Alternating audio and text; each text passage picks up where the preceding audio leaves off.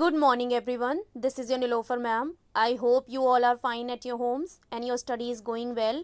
So, as you all know that we are doing the syllabus of internal assignment B1. Our subject is English grammar, and in today's video, I will explain you worksheet 12.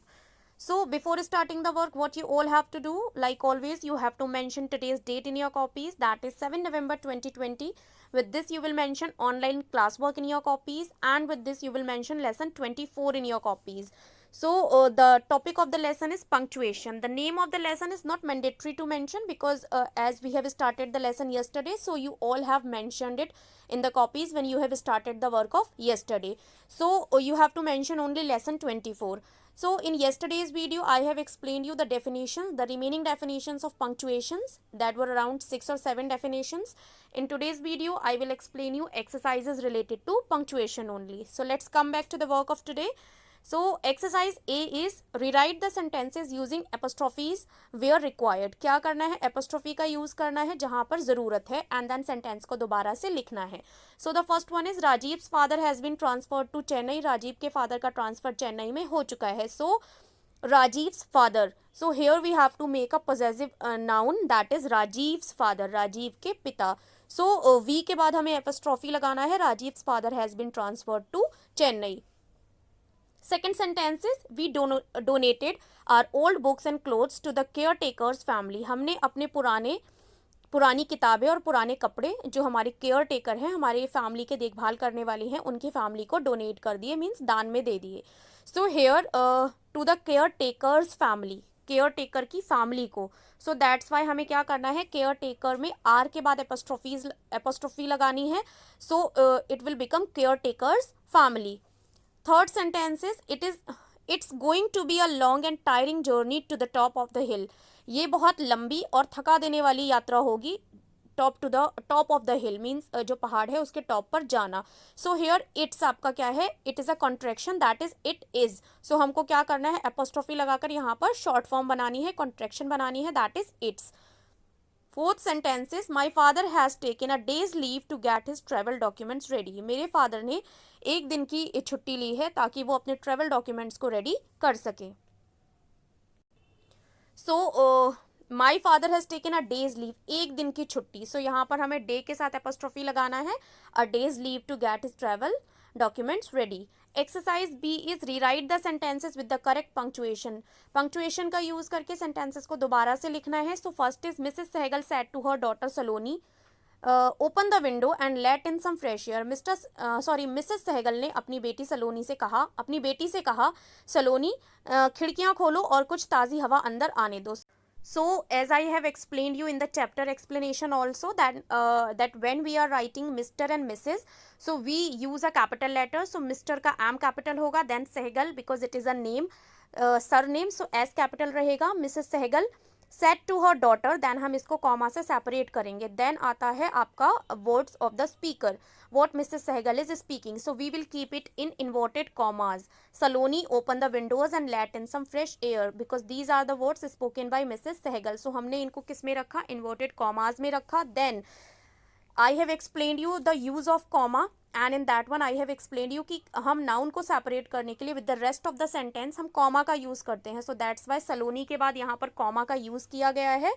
And then हमने end किया है sentence का full stop के साथ. Next sentence is Mr and Mrs Gupta are a very kind couple. Mr और Mrs Gupta जो है वो बहुत दयालु कपल हैं, जोड़ा है. सो हेयर अगेन मिस्टर का M capital, M of Mrs, Gupta is also a surname, so G will be capital, and at the end of the sentence we have to put a full stop to finish a sentence. Third sentence is Rashmi said to her housekeeper, the plants look so withered, have you watered them properly? सो रश्मि ने अपने house keeper से पूछा जो उसके घर की देखभाल करते हैं कि जो प्लांट्स हैं, पौधे हैं, वो बहुत मुरझाए हुए लग रहे हैं. विदर्ड मीन्स होता है मुरझाया हुआ. Have you watered them properly, क्या तुमने उन्हें अच्छे से पानी दिया है. सो रश्मि आर कैपिटल होगा which we have done. Then said to her housekeeper, हमने इन वर्ड्स के बाद कॉमा लगाना होता है, बिकॉज जो हमारे स्पीकर के वर्ड्स होते हैं उनको हम इन्वर्टेड कॉमाज में रखते हैं. सो रश्मि के जो वर्ड्स हैं उनको हमने इन्वर्टेड कॉमाज में रखा है. The plants look so withered. और जो इन्वर्टेड कॉमाज में हमारे वर्ड्स होते हैं उसका फर्स्ट लेटर हमेशा कैपिटल होता है. दैट्स वाई हमने द का टी कैपिटल किया है. The plants look so withered, यहाँ फुल स्टॉप आ गया. देन अगेन नेक्स्ट उसका सेंटेंस था, have you watered them properly, क्या तुमने इन्हें अच्छे से पानी दिया है. So again when we have finished the sentence with a full stop, we are starting a new sentence. So we have made H capital here and then हमने question है ये, तो दैट्स वाई हमने एंड किया है question mark के साथ. Have you watered them properly then question mark. और जो भी रश्मि के वर्ड्स हैं उनको हमने इन्वर्टेड कॉमा के अंदर रखा है. Next sentence is, I saw the leaning tower of Pisa last year when I had gone to Italy. मैंने देखा था लीनिंग टावर ऑफ पीसा पिछले साल जब मैं इटली गया था. So here I have explained you that whenever we are writing single I pronoun which is मैं, सो हम हमेशा उसको कैपिटल में लिखते हैं. दैट्स वाई हमने आई कैपिटल किया है. देन उसके बाद whenever we are writing the name of any building which is famous which is also proper noun. सो हमने एक रूल पढ़ा था in the explanation of punctuation 1 कि every letter of every word will be capital. Means आपका जो भी building का नेम है उसके हर वर्ड का फर्स्ट लेटर कैपिटल रहेगा except the preposition, conjunction and article. So यहाँ पर द हमने टी कैपिटल नहीं किया है, बट लीनिंग का एल कैपिटल होगा, टावर का टी कैपिटल होगा, देन ऑफ आपका प्रीपोजिशन है, पीसा का पी कैपिटल होगा. देन अगेन आई हमने कैपिटल किया है which is pronoun and then we have put a full stop at the end. I saw the leaning tower of Pisa last year when I had gone to Italy. Next sentence is, the boy cried out excitedly, look how the fireflies glow in the dark. बच्चे ने उत्सुकता के साथ चिल्लाते हुए कहा, देखो वो फायरफ्लाइज ग्लो कर रही हैं अंधेरे में. So that is a direct speech. First is T capital किया हमने because it is the first letter of the sentence. The boy cried out excitedly. So हमने क्या किया, इसको कॉमा से सेपरेट कर दिया. देन हमारे वर्ड्स आए which is spoken by the speaker, which is spoken by the boy only, look. So that's why हमने इनको इन्वर्टेड कॉमास के अंदर रखा है एंड फर्स्ट लेटर हमने कैपिटल किया, that is look.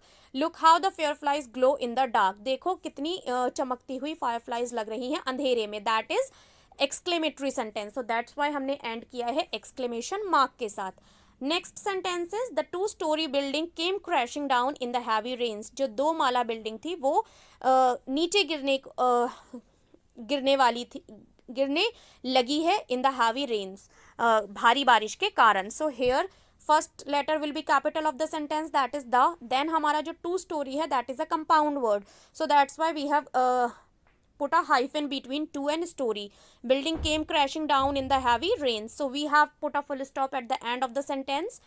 So these were the punctuation marks which we have used to make a sentence clear, to make a sentence easy to read, to make a sentence easy to understand. Okay, I think everything is clear to all of you. If still any confusion is there, so you can ask me on the WhatsApp also. So I'll meet you in the another explanation video. Till that, keep learning, stay home, stay safe. Bye bye everyone.